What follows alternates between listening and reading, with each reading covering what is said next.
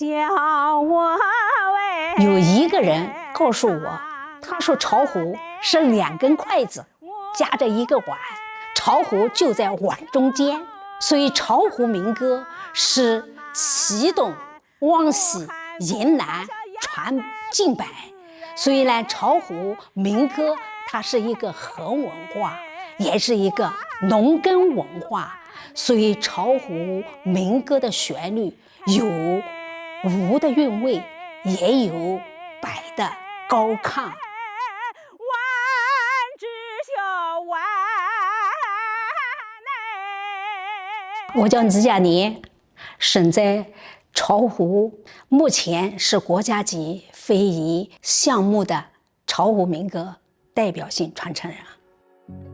55年，我们家乡的民歌就唱到了北京怀仁堂，受第一届领导人的接见。我接触的巢湖民歌一般的都是在田间地头，在栽秧的季节，我肯定是在秧田里面，手里养麻，2个小辫子，回头看一双小脚丫。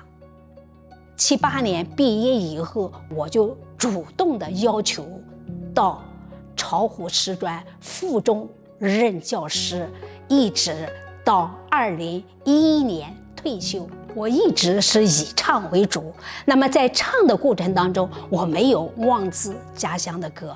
比如说我在上课的时候，可能我要用家乡的一支小调来进行教唱。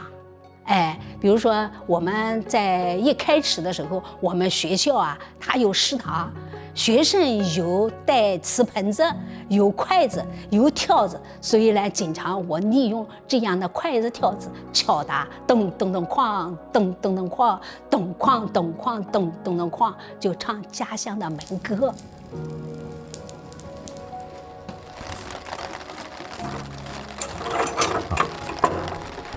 民歌，它是历史，更是文化的一种表现。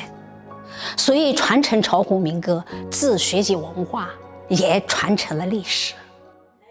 这个工作室是2019年在合肥市委宣传部批下来，是以民间文艺工作室成立的。我也是在我老师的启发下进行收徒的。我的老师魏树友，他不光是教我唱歌，更重要的是教我做人。他是说巢湖民歌要传，更重要的是成。动作随你的这个手，被评为国家级传承人以后，我就收徒。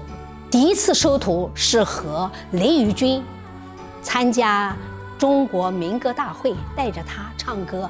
这时候我觉得他人品很好，声音也不错，所以第一次就收了他为徒。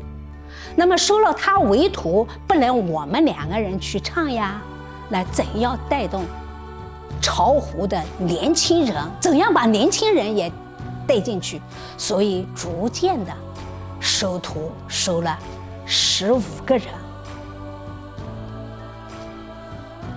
我的人生有2次经过，第一次是2003年，自己的丈夫、小孩的父亲突然走了以后，是歌给了我力量，我找到了方向，找到了生活的乐趣。特别是我带的那一班学生，真的很好。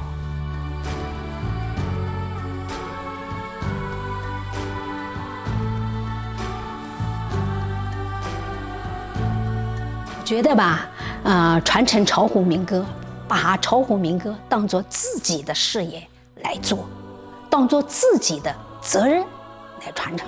那当我唱不动的时候，我底下有人唱给我听，这就是我要做的事情。